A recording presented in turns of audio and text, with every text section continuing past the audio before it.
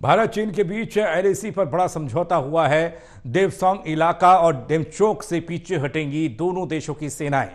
LAC पर दोनों देशों की सेनाएं पेट्रोलिंग करेंगी। एलएसी पर दोनों देशों की सेनाएं पेट्रोलिंग करेंगी। इस वक्त की बड़ी खबर, एलएसी पर तनाव देखने को मिला इससे पहले भारत चीन के बीच, और अब बड़ा समझौता होता दिखाई दे रहा है।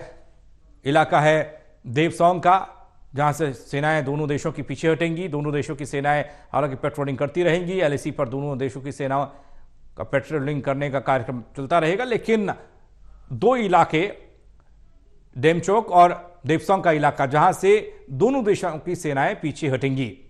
लगातार सीमा पर चीन के साथ तनाव रहा है, भारत का और चीन का, लेकिन अब समझौता हुआ है, बड़ा समझौता। प्रदीप कुमार जुड़ रहे हैं हमारे साथ, असिस्टेंट एडिटर। प्रदीप, चीन और भारत के रिश्ते काफी तल्ख रहे हैं, खासकर एलएसी पर, सीमा पर, लेकिन उसके बावजूद एक बड़ा समझौता हुआ है। कितना कुछ फर्क डाल सकता है? देखिए, बिल्कुल एक बड़ा समझौता है ये। प्रधानमंत्री मोदी रूस की अध्यक्षता में जो कजाक में 16वें ब्रिक्स शिखर सम्मेलन में हिस्सा लेने के लिए 22-23 अक्टूबर को रूस का दौरा करेंगे, तो वहीं प्रधानमंत्री मोदी के रूस रवाना होने से पहले भारत को बड़ी कूटनीतिक कामयाबी मिली है। इससे भारत और चीन के बीच पूर्वी लद्दाख में एलएसी पर जारी गतिरोध दूर होने का रास्ता साफ होता हुआ नजर आ रहा है। पीएम मोदी की रूस यात्रा से पहले आज विदेश सचिव विक्रम मिश्री ने विदेश मंत्रालय में एक प्रेस कॉन्फ्रेंस की है और ये जानकारी दी है कि भारत और चीन के बीच जो वास्तविक नियंत्रण रेखा यानी एलएसी है, उस पर पेट्रोलिंग को लेकर समझौता हुआ है। एलएसी पर गश्त को लेकर चीन से हुए समझौते की जानकारी देते हुए विक्रम मिश्री ने ये कहा है कि जो लंबी चर्चाएं रही पिछले हफ्ते जो बैठक हुई, भारत और चीन के बीच जो मैकेनिज्म बना हुआ है बातचीत का, उसमें भारत और चीन के बीच एलएसी पर पेट्रोलिंग गश्त को लेकर सहमति बन गई है और इससे 2020 में इस इलाके में छिड़े विवाद का समाधान हो रहा है। विदेश सचिव ने यह भी जानकारी दी है कि जो यहाँ पर जो हमारा मुद्दा जो जिन मुद्दों पर चर्चा हुई और समझौता हुआ है, उसमें सैनिकों की वापसी और स्थिति के समाधान के लिए पेट्रोलिंग की व्यवस्था की गई है।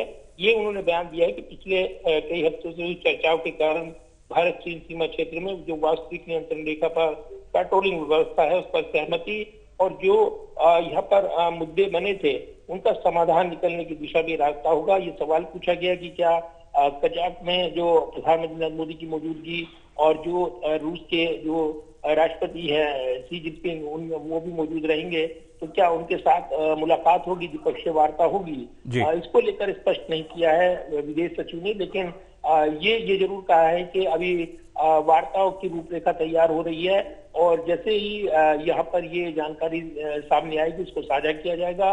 लेकिन अब ये संभावनाएं बनकर आ रही हैं कि भारत और चीन के बीच निकट भविष्य में और कजाक में खास तौर से द्विपक्षीय वार्ता हो सकती है प्रधानमंत्री मोदी और चीन के राष्ट्रपति के बीच। तो ये एक महत्वपूर्ण पड़ाव होगा जो लंबे समय से दोनों देशों के बीच संबंध तनावपूर्ण रहे हैं। और पिछले दिनों विदेश मंत्री एस जयशंकर ने भी ये बयान दिया था, पंकज बताना चाहूंगा जरूर, जब उनसे सवाल पूछा गया था तब उन्होंने कहा था कि भारत और चीन के संबंध तनावपूर्ण है।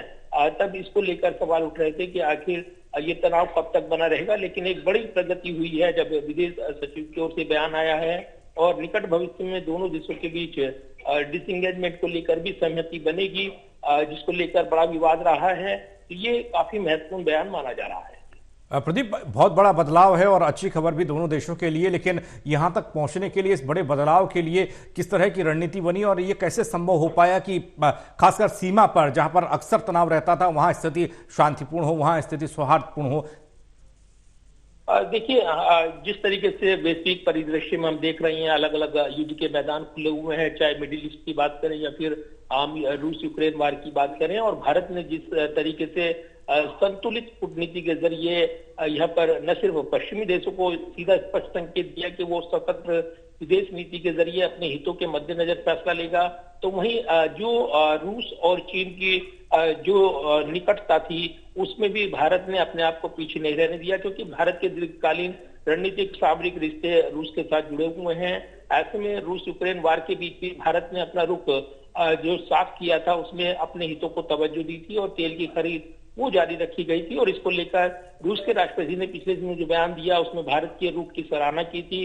पश्चिमी देशों के दबाव को दरकिनार करते हुए भारत ने अपनी संतुलित विदेश नीति पर दृष्टिकोण फोकस किया और ये नतीजा रहा कि कहीं न कहीं रूस चीन पर यह प्रभाव डालता हुआ नजर आया कि वो जो विवादित जो मुद्दे हैं उनको भारत और चीन वो सुलझाए।